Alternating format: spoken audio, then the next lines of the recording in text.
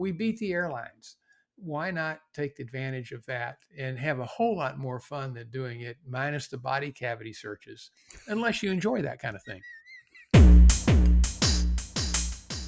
Pat, we recently did an episode about hurricanes and the possibility that maybe getting your airplane out of there is a good idea. And you don't have to go that far, but an awful lot of people who have pilot certificates, even people who own airplanes, have never really been beyond 100 miles or so. They did that private pilot long cross country, but that might be the longest one they've ever done. Indeed. It can be a little nerve wracking to be flying off over the horizon to a place you've never been. We should probably give a little bit of a briefing on how to prep for that so that that experience ends up a good one and not a less than good one. Well, let's talk about it. Let's talk about it. I'll tell you, I live on a sandbar and I love it here. As you know, it's proven by science. It's the greatest place in the world. But our runways tend to be very flat. And I can distinctly remember the first time flying up into the Carolinas and setting up to land at a runway. And it looked fine from pattern altitude, Pat. But as I came into the roundout, I realized this runway wasn't anywhere near flat. There was a big hump in the middle, and all of a sudden I was going uphill. I should have prepared for that beforehand. There are a couple of airports that come to mind immediately here in Texas that fit that description. One is a little place that we used to go to eat all the time when there was a restaurant on the field, and the primary runway slopes downhill for about the first 1,500 or 2,000 feet of that 5 or 6,000 foot long runway. And that the first time it's a little bit disconcerting. And then there's another one over in the Austin area that that has a significant uphill slope on the south side. So as you're coming in from the north, landing to the south, again the preferred runway, it's a real optical illusion when you see that runway, and it's a good, I think, 40 feet difference from the threshold of each end of that runway, maybe more. So it's significant. Oh yeah, it can really surprise you. You know, but all that information and so much more is available to us now through apps on our iPad or our phone or the internet. Unlike the old days when you and I started flying and you kind of had to know a guy who knew a guy who knew where the folder was in the library to find the one nasty black and white printed page that would give you some information. Yeah. We can get an enormous amount of information now without ever leaving the house. And it really is a good idea to do so if you're going to make that long cross country, because beyond the airport environment itself, there's also issues like airspace. You know, we learned in school the shortest distance between 2 points is a straight line. That's not necessarily the smart route because it might take you right through a prohibited area, and that would be bad. Can you agree? I would agree, and we can talk a little bit about this as we're going through. But as you know, my wife and I flew to Santa Fe in our 182 a couple of weeks ago, and I had never been to Santa Fe at all, much less flying that way. Now I've done a little bit of high altitude flying, but the highest was Denver, which is about 5,000 some feet. The MSL where we went. Well, Santa Fe 6,000 and some odd. So that's a little bit different. But the route that we chose, if we had just flown straight, would have taken us through a restricted area and a couple of MOAs. Not worried about the MOAs using flight following or being on an IFR flight plan, but the restricted areas were problematic. So looking at the sectional charts and whatnot, we just dogleg a little bit, stop for some gas, and we avoid all of that stuff. But yeah, routing is a big issue. Well, and even something as simple as a pattern altitude. I live in Central Florida, the flight training capital of the world. We issue more certificates here than any other FSDO anywhere. It's really a densely populated training area. Almost all our patterns are at 1,000 AGL, unless you're flying a twin or a turbine at 1,500. That's not true when you leave Florida because you get to other places. Yeah, in the low country of South Carolina and whatever, it's similar. But if you get west at all or up into New England, All of a sudden, you've got things like Worcester, Massachusetts. If I remember, it's been a while since I flew there, but I think they're at 1,000 feet.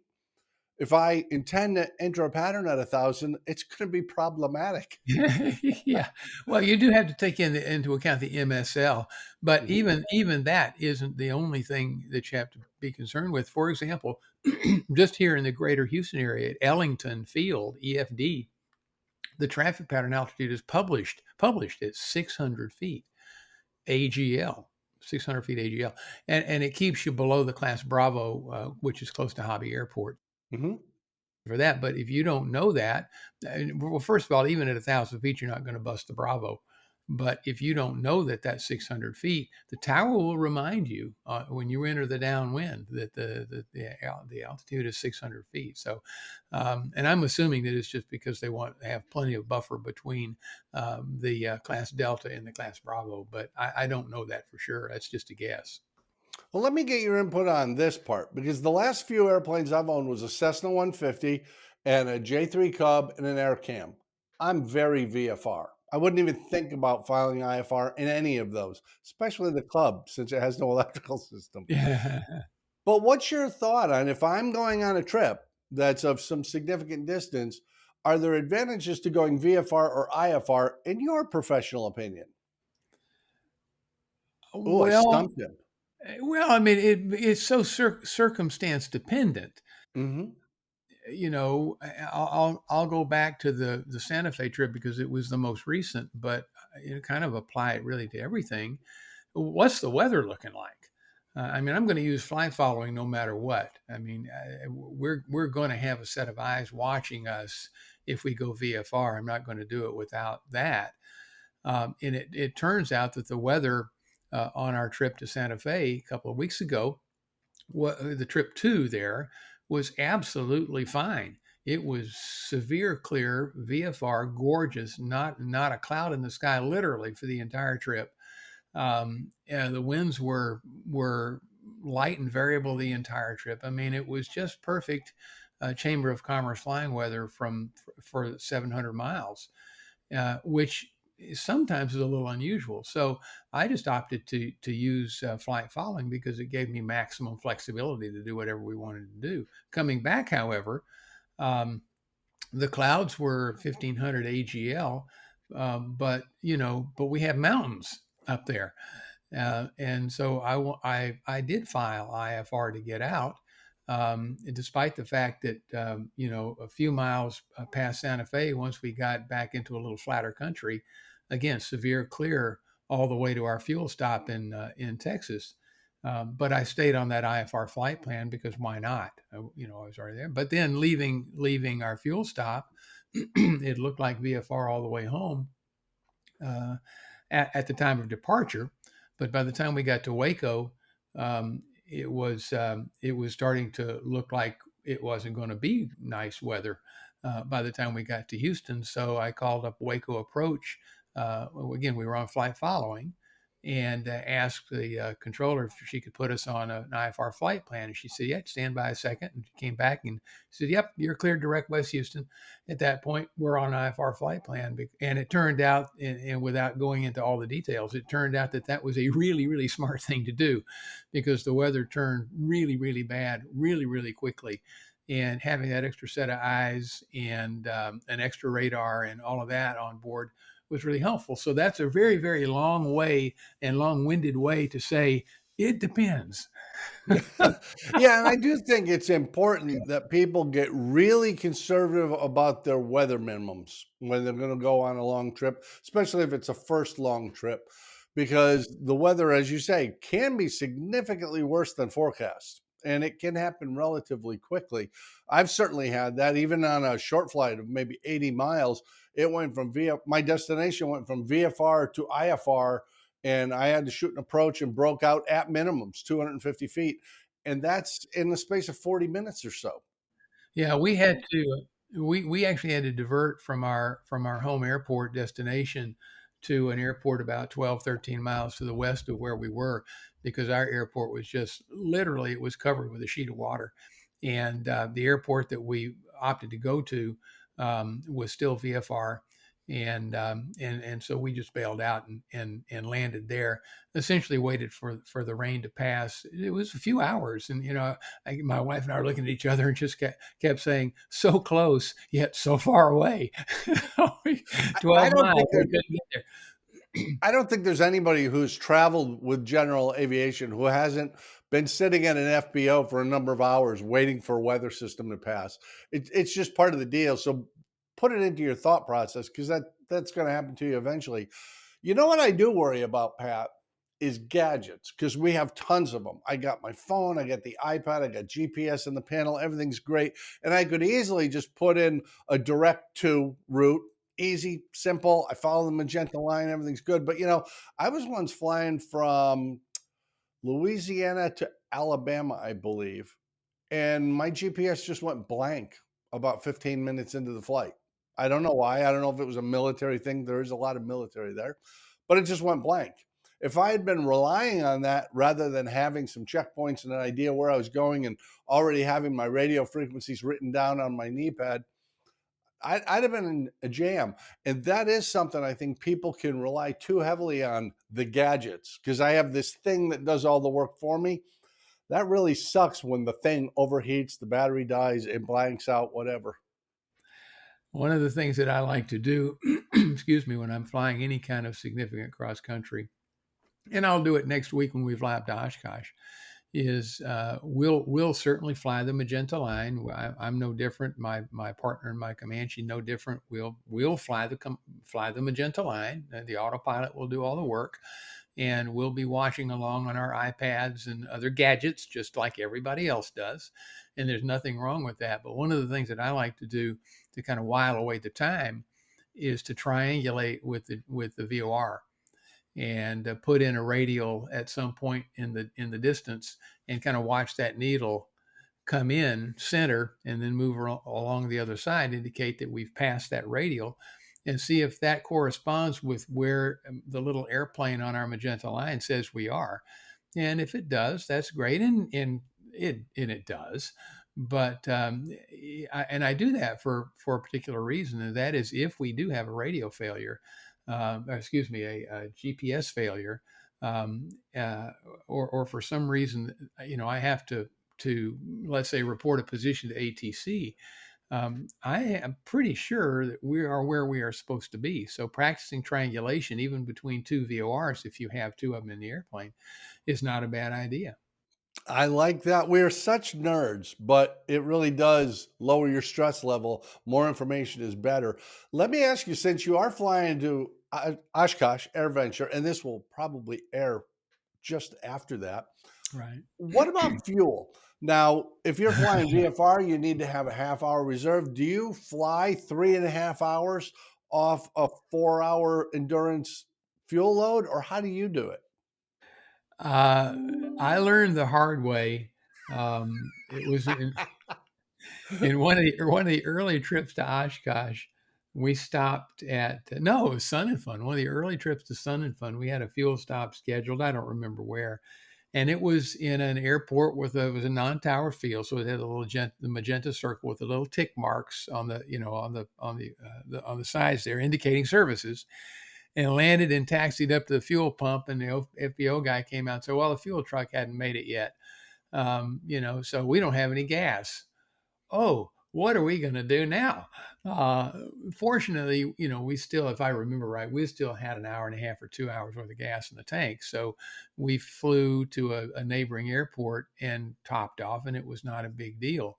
But that trip taught me to call the airport that you intend to stop at for gas and make sure that not only do they have gas, but does their credit card reader work, assuming that they don't have fuel on the truck. So, and not like a week before, like the day before, just call and make You're not sure. the only one. I was monitoring one of our coworkers from AOPA was flying from Sun and from back to headquarters in Maryland, and he did that. He landed at a non-towered airport. It's a regular stop. It's cheap fuel. Everything's great, and the card reader didn't work, and he had to go fly to an airport 10 miles away to tank up. But it's all those little things we don't think of because we just take it for granted. Everything's going to work out, and in the reality, Most of the time, everything is going to work out with the exception of one or two little things. Over a period of time, the more long trips you take, you'll eventually have every problem there is to have. And just knowing how to deal with it in advance or taking precautionary steps like calling up. And I've done that as well to make sure, do you actually have fuel? Is there somebody on duty, or do you have a card reader? That kind of stuff does matter. But it's worth doing. Taking those long trips really is worthwhile, whether it's to get your aircraft away from a hurricane or just to have the adventure of going someplace you've never been in a GA airplane and landing at the airport you want to land at instead of the big megaport in the big city. It's great, but you do have to prepare for it. So one of the things that we haven't talked about is what about local knowledge? There may be things that go on at your destination that you won't find in the chart supplement or on ForeFlight or your device of preference. Nothing beats local intel. And one of the things that I did in preparation for our trip to Santa Fe is call up a friend of mine, Greg Brown. You probably have heard of Greg. He's got the Magic Carpet, or excuse me, the Flying Carpet website. Great guy, but he lives out in Arizona, so he flies in that kind of stuff all the time. So I called him up and said, "I'm flying into Santa Fe. What can I expect?" And obviously, the density altitude, because it's 6,300 feet or something like that, is an issue. And he had questions about, are you at max gross? What airplane are you flying? And so on and so forth. All great questions. And he, reminded me about leaning for max power before takeoff and using a notch of flaps, and all these things that we learn about as flatlanders, that are just kind of, they're theoretical in nature, right? Well, normally here in Houston, I'll pull 20, probably 26 inches of manifold pressure taking off in the 182. Same, really in the same thing in the Comanche about that. In Santa Fe, I was pulling 21 and a half. Well, that's a significant reduction in power. So now let's calculate our takeoff distance, and so I used a much higher density altitude than I really thought we would have on the morning that we took off, and it was about 2,500 feet. Well, normally in my 182, it might be 1,200 feet or thereabouts on sea level. So anyway, my point is, call somebody. If you don't know anybody where it is you're going, call the local FBO. Ask if there's a flight instructor that they can refer you to. Ask if there's a flight school in the field if you don't know, or do a Google search for flight schools in the area where you're going to be flying into. And study the airport guide carefully as well. The airport information sheet turns out that Santa Fe has I think it's about a 9% um, uh, uh, incline on the runway if you're taking off to the north. Well, of course, that's a 9% decline, I guess that's the right word, if you're going the other way. And one of the things and that makes a difference. Oh, yeah. Even with an ever so slight tailwind, taking off downhill might be the better choice. We talked about that in a previous episode, taking off or landing with a tailwind. Depending on the strength of the tailwind, you may be better off to take off downhill. Well, Greg told me that the good thing about Santa Fe is that there's no obstacles either end of the runways, and I think there's three runways. One of them I think was closed, but there weren't any obstacles to worry about. And if you're taking off to the south, the terrain continues to slope away.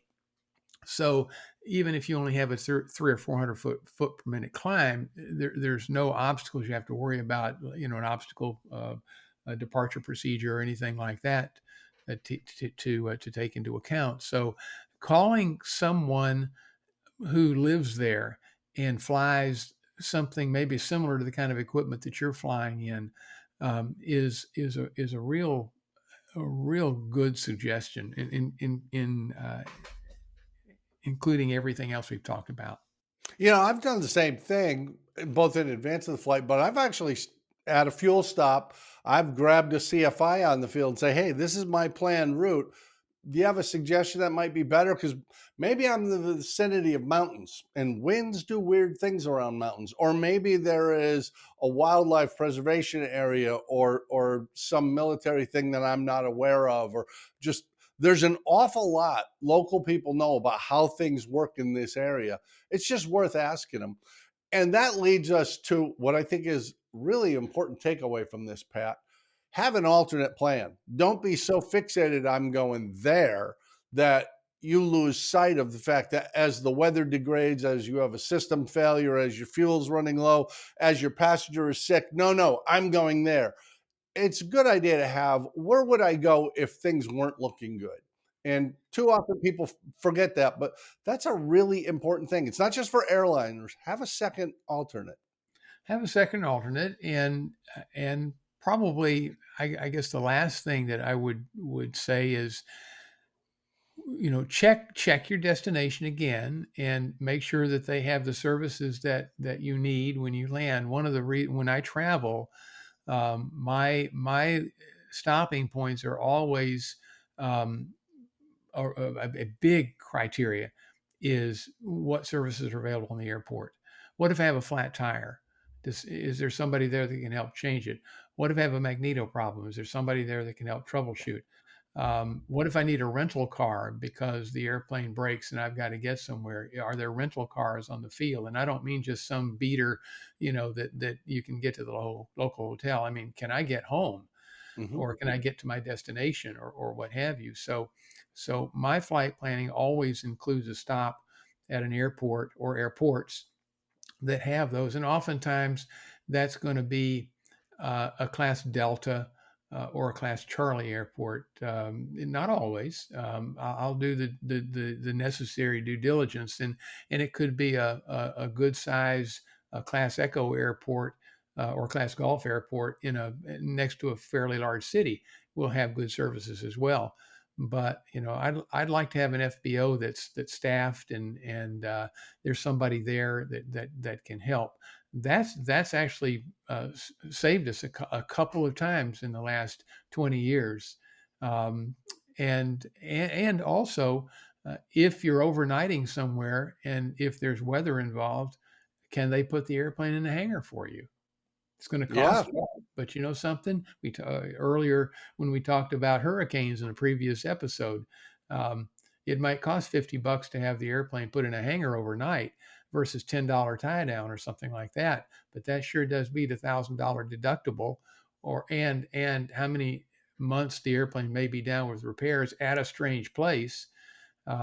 Yeah, just Oh, so many I'll pay details. $50 to avoid hail damage every time. You need day of the week. You need day of the week. So there's a lot of things to consider when you're making any kind of a significant cross country. And, your definition of significant may be different than mine, but certainly, you know, um, I don't worry as much going to Dallas, for example, which is 200 miles, as I'll worry about going to Oshkosh or to Santa Fe or to Sun and Fun or something like that, which is Osh is for us it's almost 1,000 nautical miles, and Sun and Fun from here is about 800 nautical miles. That is certainly a significant cross country, and then I don't mean to downplay the fact that Dallas isn't, but it's and I still do the same amount of preparation. But I'm familiar with Dallas. I know the airports that are there, so some of the considerations that I take are different than I would for a cross country like we did to Santa Fe.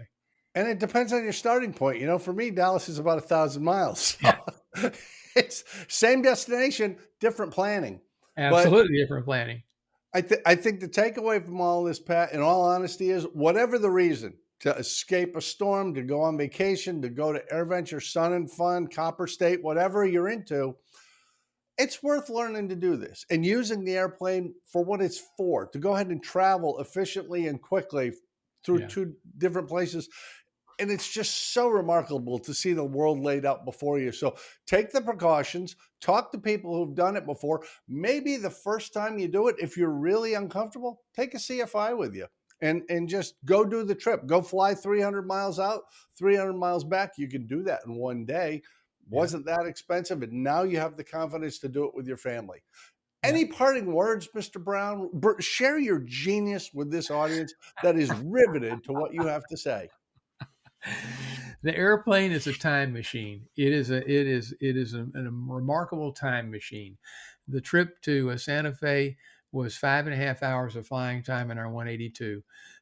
When we go to Oshkosh next week, which will be last week or the week before, by the time people see this, it will be about a 5 hour and 20 minute, 5 hour and 15 minute flight in the Comanche. We beat the airlines. Why not take advantage of that and have a whole lot more fun than doing it minus the body cavity searches, unless you enjoy that kind of thing. Pat, thank you for that somewhat disturbing but very accurate explanation of the whole thing. Folks, come on back and see us sometime. We've always got something interesting to share. And Pat, you just never know where he's going. So it's worth checking it out.